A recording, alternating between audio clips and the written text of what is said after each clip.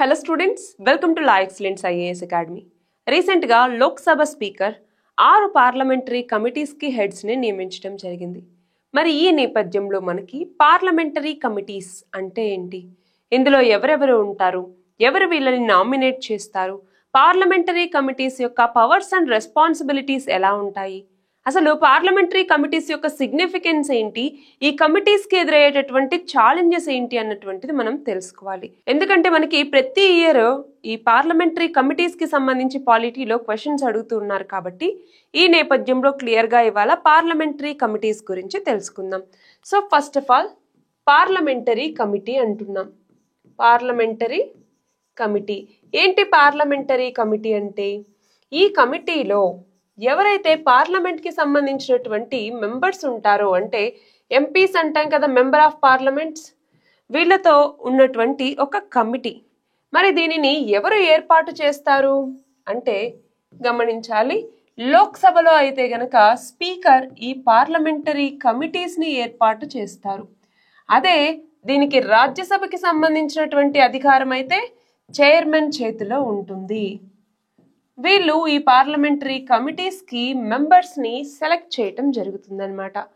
మరి parliamentary committees okay, members ఉన్నారు okay, అసలు పార్లమెంటరీ కమిటీలని ఏర్పాటు చేసేటటువంటి ఆ అధికారం లేదా ఆ అథారిటీ అన్నటువంటిది ఎవరు ఇచ్చారు లోక్సభ స్పీకర్కి కానీ లేదా రాజ్యసభ చైర్మన్కి కానీ అంటే ఈ అథారిటీ కాన్స్టిట్యూషన్ లేదా రాజ్యాంగం నుంచి తీసుకోబడింది.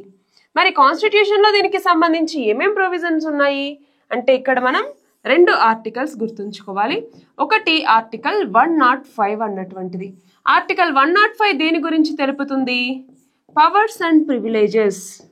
పవర్స్ అండ్ ప్రివిలేజెస్ ఎవరెవరికి? ఈ పార్లమెంటరీ మెంబర్స్ ఎవరైతే ఉంటారో వాళ్ళకి, అలాగే ఇండివిజువల్స్కి, పార్లమెంట్కి, అలాగే ఈ కమిటీస్కి, వీటన్నిటికి సంబంధించిన పవర్స్ అండ్ ప్రివిలేజెస్ అన్నటువంటివి ఈ యొక్క ఆర్టికల్ 105 నుంచి తీసుకోబడతాయి. అలాగే మనకి రెండవది ఆర్టికల్ 118 అన్నటువంటిది ఉంటుంది. ఆర్టికల్ 118 దేని గురించి తెలుపుతుంది? ప్రతి హౌస్ కూడా, అంటే ఇటు లోక్సభ కావచ్చు ఇటు రాజ్యసభ కావచ్చు, దానికి సంబంధించినటువంటి ప్రొసీడింగ్స్ ఉంటాయి కదా, ఆ ప్రొసీడింగ్స్కి సంబంధించినటువంటి పవర్స్ని కలిగి ఉంటుంది. అంతేనా? ఆ ప్రొసీడింగ్స్ ఏవైతే ఉంటాయో ప్రతి సభకి సంబంధించి ఏమైతే రూల్స్ రెగ్యులేషన్స్ ఉంటాయో ఆ సభలో కండక్ట్ చేసేటటువంటి బిజినెస్ ఏదైతే ఉంటుందో దానికి సంబంధించి ప్రతి హౌస్ కూడా తనకంటూ తన కొత్త రూల్స్ని తీసుకోవచ్చు. సో ఈ 2 ఆర్టికల్స్ నుంచి మనము ఈ పవర్ ఏదైతే పార్లమెంటరీ కమిటీస్ని ఏర్పాటు చేస్తామో ఈ పవర్ని తీసుకుంటాం. మరి అసలు పార్లమెంటరీ కమిటీస్ అంటున్నాం. సో ఒక్కసారి వీటి యొక్క క్లాసిఫికేషన్ గనుక మనం చూస్తే, పార్లమెంటరీ కమిటీస్ యొక్క క్లాసిఫికేషన్ అన్నటువంటిది గమనిస్తే నేచర్ని బట్టి, అంటే ఈ పార్లమెంటరీ కమిటీస్ యొక్క నేచర్ని బట్టి ఈ కమిటీస్ 2 రకాలు. ఏంటవి? పార్లమెంటరీ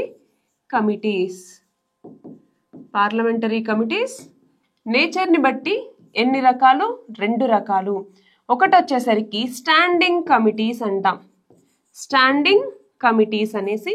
రెండవది వచ్చేసరికి అడ్హాక్ కమిటీస్ అంటాం, అడ్హాక్ కమిటీస్ అనేసి. సో ఇక్కడ సింపుల్గా స్టాండింగ్ కమిటీస్ అంటే ఏంటి? ఇవి పర్మనెంట్ కమిటీస్. పర్మనెంట్ అంటే ఏంటి? వాళ్ళు ఉన్నంత కాలం ఉంటాయా అంటే కాదు. ఏదైనా పార్లమెంట్లో ఈ సెషన్ అన్నటువంటిది స్టార్ట్ అవుతుంది కదా, ప్రతి సెషన్, ఆ సెషన్ స్టార్ట్ అయినప్పటి నుంచి అది ఎండ్ అయ్యేంత వరకు కూడా ఈ కమిటీ ఎగ్జిస్టెన్స్లో ఉంటుందన్నమాట. అదే అడ్హాక్ కమిటీ అంటే ఏంటి? సింపుల్గా టెంపరరీ కమిటీ. అంతేనా? టెంపరరీ కమిటీ ఒక లిమిటెడ్ పీరియడ్ వరకు లేదా ఆ కమిటీకి ఇచ్చినటువంటి పని పూర్తయ్యేంత వరకు మాత్రమే ఇది అందుబాటులో ఉంటుంది. ఒకసారి ఆ వర్క్ కంప్లీట్ అయిపోయిన తర్వాత ఈ కమిటీ అన్నటువంటిది డిజాల్వ్ అయిపోతుంది. మళ్ళీ ఈ అడ్హాక్ కమిటీలో 2 రకాలు ఉంటాయి. అవి ఏంటి అంటే ఇంక్వైరీ కమిటీ అనేసి, ఇంక్వైరీ కమిటీ అనేసి, అట్లానే అడ్వైజరీ కమిటీ అనేసి దీంట్లో కూడా 2 రకాలు ఉంటాయి. అయితే ఇప్పుడు ఫస్ట్ స్టాండింగ్ కమిటీస్ అంటున్నాం.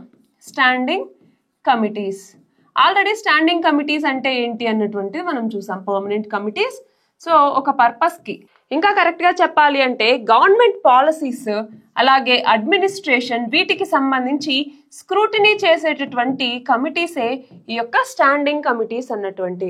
మరి వీటి ఎగ్జాంపుల్స్ ఏంటి అంటే ఒకటి వచ్చేసరికి ఎస్టిమేట్ కమిటీస్, ఎస్టిమేట్స్ కమిటీ అంటాము. రెండవది వచ్చేసరికి పిఏసి అంటే ఏంటి, పబ్లిక్ అకౌంట్స్ కమిటీ అంటాము. మూడవది వచ్చేసరికి కమిటీ ఆన్ పబ్లిక్ అండర్టేకింగ్స్ అనేసి, పబ్లిక్ అండర్టేకింగ్. సో ఇలాగా వివిధ రకాల మనకి స్టాండింగ్ కమిటీస్ అన్నటువంటి ఉంటాయి. మరి ఇందులో ఎస్టిమేట్స్ కమిటీలోకి వచ్చేసరికి కేవలం లోక్సభ నుంచి మాత్రమే సభ్యులు ఉంటారు. వీటిలోకి వచ్చేసరికి లోక్సభ ప్లస్ రాజ్యసభ నుంచి కూడా ఉంటారనమాట. సో ఈ మెంబర్స్ని ఎవరు డిసైడ్ చేస్తారు అంటే ఆ పర్టికులర్ ఎవరైతే సెషన్ని కండక్ట్ చేస్తూ ఉన్నారో, లోక్సభలో అయితే స్పీకర్, రాజ్యసభలో అయితే చైర్మన్ నిర్ణయించడం జరుగుతుంది. సో ఇప్పుడు రెండవది వచ్చేసరికి అడ్హాక్ కమిటీస్ అంటున్నాం. అడ్హాక్ కమిటీస్ అనేసి ఇవి కేవలం ఒక స్పెసిఫిక్ పర్పస్కి లిమిటెడ్ టైంకి వీటిని ఏర్పాటు చేయటం జరుగుతుంది, అంతేనా? ఇందులోనూ మళ్ళీ మేజర్గా రెండు రకాలు ఉంటాయి. అవి ఏంటి, సెలెక్ట్ కమిటీ అనేసి, రెండవది వచ్చేసరికి జాయింట్ కమిటీస్ అనేసి, జాయింట్ పార్లమెంటరీ కమిటీస్ అంటామా. సో అలా అనమాట. ఫర్ ఎగ్జాంపుల్ ఏదన్నా రైల్వేకి సంబంధించినటువంటి బిల్స్ కావచ్చు, ఎడ్యుకేషన్కి సంబంధించినటువంటివి కావచ్చు, లేదా నార్మల్ బిల్స్కి సంబంధించి కావచ్చు, ఇలాగా ఈ అడ్హాక్ కమిటీస్ని ఏర్పాటు చేస్తారనమాట. సో ఇప్పుడు మనము ఈ ఏవైతే పార్లమెంటరీ కమిటీస్ ఉన్నాయో ఈ పార్లమెంటరీ కమిటీ అంటే ఏంటి, ఎవరు ఇందులో మెంబర్స్ని డిసైడ్ చేస్తారు, అలాగే ఈ పార్లమెంటరీ కమిటీస్ ఎన్ని రకాలు అనేసి చూసాం. సో ఇప్పుడు ఈ పార్లమెంటరీ కమిటీస్ యొక్క పవర్స్ ఏంటి అనేది గనక మనం చూస్తే, ఒకటి, ప్రతి పార్లమెంటరీ కమిటీ కూడా, ఏ పార్లమెంటరీ కమిటీ అయినా కూడా గవర్నమెంట్ యొక్క వర్క్ని రివ్యూ చేస్తుంది. అవునా, ఇది గుర్తుంచుకోవాలి.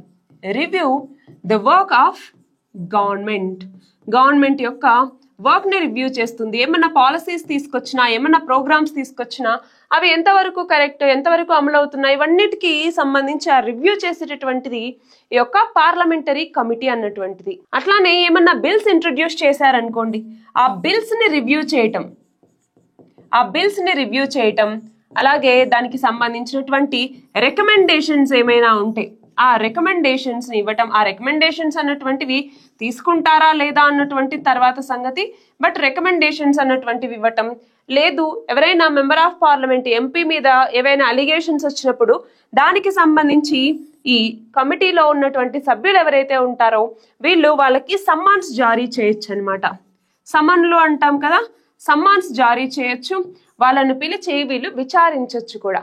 సో ఇవన్నీ వీళ్ళకు ఉన్నటువంటి పవర్స్ అండ్ ప్రివిలేజెస్. మరి పార్లమెంటరీ కమిటీస్ ఎందుకు ఉండాలి, వీటి యొక్క సిగ్నిఫికెన్స్ ఏంటి, ప్రాముఖ్యత ఏంటి, ఎందుకు ఉండాలి అసలు, ఇవి లేకపోతే ఏమవుతుంది అంటే ఒకటి గమనించాలి ఇక్కడ. ఈ పార్లమెంటరీ కమిటీస్లో ఏంటి అంటే మనకి పార్లమెంట్లో ప్రతిదీ అందరికీ నచ్చేలా ఉండదు. సో అలాంటప్పుడు దీన్ని రివ్యూ చేయండి అన్నట్టుగా అపోజిషన్ వాళ్ళు అడుగుతూ ఉంటారు. ఆ టైంలో ఏంటి అంటే ఈ పార్లమెంటరీ కమిటీస్లో ఎక్స్పర్ట్స్ ఉంటారు. ఎక్స్పర్ట్స్ అంటే ఫర్ ఎగ్జాంపుల్ ఈ చదువుకు సంబంధించిన బిల్లు తీసుకొచ్చారు. సో ఎడ్యుకేషన్కి సంబంధించిన ఎక్స్పర్ట్స్ ఎవరైతే ఉంటారో, ఆ స్పెషలైజ్డ్ పర్సన్స్ ఎవరైతే ఉంటారో వాళ్ళ చేత ఈ కమిటీస్ ఏర్పాటు చేయబడతాయి. కాబట్టి దాని తర్వాత వీళ్ళు ఇచ్చే రికమెండేషన్స్ని అందరూ యాక్సెప్ట్ చేయగలిగేలా ఉంటాయి. అలాగే పబ్లిక్ ఎంగేజ్మెంట్ అన్నటువంటిది ఇక్కడ చేయొచ్చు. ఎలా పబ్లిక్ ఎంగేజ్మెంట్ చేయొచ్చు అంటే వీటిలో చాలా వరకు మనం గమనిస్తే కొన్ని ఈ పార్లమెంటరీ కమిటీస్ డైరెక్ట్గా పీపుల్తో, పబ్లిక్తో ఇంటరాక్ట్ అయ్యి వాళ్ళ ఒపీనియన్స్ కూడా తీసుకోగలవు. అలాగే చెక్స్ అండ్ బ్యాలెన్స్ పెట్టాలి అన్నా అంటే ఎగ్జిక్యూటివ్కి మరియు లెజిస్లేచర్కి మధ్య చెక్స్ అండ్ బ్యాలెన్స్ అన్నటువంటిది ఉండాలి అన్నా కూడా కొన్నిసార్లు ఈ కమిటీస్ అన్నటువంటివి అవసరం అవుతాయి. అట్లానే మనం ప్రతి సంవత్సరం బడ్జెట్ని ప్రవేశపెడుతూ ఉన్నాము. ఆ బడ్జెట్ని ఎగ్జామైన్ చేయటానికి ఏది ఎంత అవసరం, అలాగే ప్రజల సొమ్ము కదా, మరి ఆ ప్రజల సొమ్ము ఎంత సరిగ్గా అది వర్క్ అవుతోంది, ఎంత ఆదా చేస్తూ ఉన్నారు, ఎంత వేస్ట్ చేస్తూ ఉన్నారు, దానికి సంబంధించి ఆ బడ్జెట్ ఏదైతే ఉంటుందో దాన్ని ఎగ్జామిన్ చేయటానికి కూడా ఈ పార్లమెంటరీ కమిటీస్ అన్నటువంటివి ఉపయోగపడతాయి. అంతేకాదు ఇప్పుడు ఏవైతే లాస్ అన్నటువంటివి తీసుకొస్తారో, బిల్స్ తీసుకొస్తారో, ఆ బిల్స్ ని వీళ్ళు ఎగ్జామైన్ చేస్తారు. చేసిన తర్వాత అది మూవ్ అవుతుంది కాబట్టి, ముందుకెళ్తుంది కాబట్టి, దానివల్ల ఎఫెక్ట్స్ అన్నటువంటివి సరిగ్గా ఉండేలాగా పబ్లిక్ మీద మరి ఎక్కువ దాని యొక్క అడ్వర్స్ ఇంపాక్ట్ అన్నటువంటిది లేకుండా చేయటానికి కూడా ఇది ఉపయోగపడుతుంది. సో మనకి తీసుకొచ్చేటటువంటి లాస్ ఏవైతే ఉంటాయో ఆ లాస్ ని ఎగ్జామిన్ చేయటానికి కూడా ఈ యొక్క పార్లమెంటరీ స్టాండింగ్ కమిటీస్ అన్నటువంటివి మనకి అవసరం అవుతూ ఉన్నాయి. మరి ఇంత ఇంపార్టెన్స్ ఉంది. మరి ఇప్పుడు పార్లమెంటరీ స్టాండింగ్ కమిటీస్ ఎలాంటి ఛాలెంజెస్ ని ఎదుర్కొంటూ ఉన్నాయి?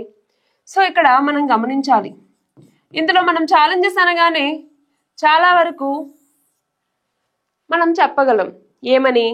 ఒకటి వచ్చేసరికి ఎప్పటికైనా పొలిటికల్ ప్రెషర్ అన్నటువంటిది ఉంటుంది అనేసి. సో పొలిటికల్ ప్రెషర్ అన్నటువంటిది ప్రతిసారి ఉంటుంది అనేసి మనం చెప్పలేం, బట్ ఉండొచ్చు. ఆ పొలిటికల్ ప్రెషర్ అన్నటువంటిది కూడా ఒక ఛాలెంజ్ అనేసి మనం చెప్పాలి. అలాగే రెండవది lack of independence. So one of the reason ఇది కూడా అనుకోవచ్చు, పొలిటికల్ ప్రెషర్. అంతేకాదు ల్యాక్ ఆఫ్ ఇండిపెండెన్స్ అని ఎందుకంటున్నానంటే డైరెక్ట్గా గవర్నమెంట్ నుంచి కావచ్చు, లేదా ఇన్ఫ్లుయెన్షియల్ గ్రూప్స్ నుంచి కావచ్చు, కొంత ప్రెషర్ అన్నటువంటిది ఎదుర్కొంటూ ఉన్నారు. ఇందులో అయితే కొంత వాస్తవం కూడా ఉంది. అట్లానే వీళ్ళకి చాలా లిమిటెడ్ పవర్స్ అన్నటువంటివి ఉంటాయి. వీళ్ళు రికమెండేషన్స్ ఇస్తూ ఉన్నారు. ఆ రికమెండేషన్స్ అన్నటువంటివి కంపల్సరీ వీళ్ళు పాటించాలి అన్నటువంటిది చాలా వరకు లేదు. దానివల్ల ఇబ్బందులు ఎదుర్కొంటూ ఉన్నారు. అలాగే ఏదైనా ఎగ్జామిన్ చేయాలంటే దానికి కావాల్సినటువంటి రిసోర్సెస్ అన్నటువంటివి వీళ్ళకి సరిగ్గా ఉండట్లేదు. సో రిసోర్స్ కన్స్ట్రైంట్స్ అన్నటువంటివి కూడా వీళ్ళు ఎదుర్కొంటూ ఉన్నారు. అంతేనా? ఇంకా ఈ పార్లమెంటరీ కమిటీస్ కి సంబంధించి ఎలాంటి ఛాలెంజెస్ ఉన్నాయి? పార్టిసిపేషన్ అన్నటువంటిది చాలా తక్కువగా ఉంది. ఏంటి పార్టిసిపేషన్ తక్కువ ఉండటం? ఫర్ ఎగ్జాంపుల్, ఇప్పుడు నేను ఒక పార్లమెంటరీ కమిటీలో 30 మెంబర్స్ అనుకుంటూ ఉన్నాను, కానీ అందులో 30 మెంబర్స్ ఆ కమిటీలో ఉన్నటువంటి మీటింగ్స్ అన్నిటికీ పాల్గొనట్లేదు. మనం చూస్తే గత 10 ఇయర్స్ లో కేవలం మన పార్లమెంట్ యొక్క టోటల్ డేస్ ఏవైతే ఉన్నాయో యావరేజ్ గా 67 డేస్ మాత్రమే మీట్ అవుతూ ఉన్నారు పర్ ఇయర్ లో. సో టైం డ్యూరేషన్ ఎంత తక్కువగా ఉందో చూడండి. సో దీనివల్ల ఎఫెక్టివ్ గా వాళ్ళు ఎలా రివ్యూ చేయగలుగుతారు ఒక వర్క్ ని? సో ఇక్కడ ఒకటి ఉంది. అలాగే వీళ్ళు చేసే వర్క్ కరెక్ట్ గా ఉందా లేదా అనేసి స్క్రూటినీ చేయటం అన్నటువంటిది కూడా సరిగ్గా లేదు. సో ఆ స్క్రూటినీ ఇష్యూస్ అన్నటువంటివి కూడా ఇక్కడ ఫేస్ చేస్తూ ఉన్నాము. ఇట్లా మల్టిపుల్ ఛాలెంజెస్ ని ఈ యొక్క పార్లమెంటరీ స్టాండింగ్ కమిటీస్ అన్నటువంటి ఫేస్ చేస్తూనే ఉన్నాయి.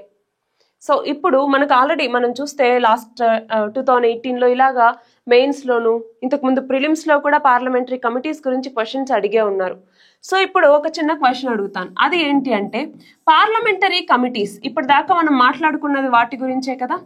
సో పార్లమెంటరీ కమిటీస్ అన్నటువంటివి పార్లమెంట్ లో జరిగేటటువంటి వర్క్ ఏదైతే ఉంటుందో ఆ వర్క్ జరగటానికి, పార్లమెంటరీ బిజినెస్ కి కావచ్చు, పార్లమెంటరీ వర్క్ కి కావచ్చు, ఈ పార్లమెంటరీ కమిటీస్ ఉండాల్సినటువంటి అవసరం ఉందా అన్నటువంటిది మీరు ఆన్సర్ చేయండి. సో కంపల్సరీ పార్లమెంటరీ కమిటీస్ అన్నటువంటివి అవసరమా పార్లమెంటరీ వర్క్ అన్నటువంటిది జరగటానికి? ఆల్రెడీ ఇది ప్రీవియస్ గా ఇచ్చినటువంటి క్వశ్చనే, సో నేను మళ్ళీ అడుగుతున్నాను. మరి ఇది అవసరమా అన్నటువంటిది మీరు కమెంట్స్ లో చెప్పండి. ఇది ఇవాల్టి మన article. All the very best and thank you very much.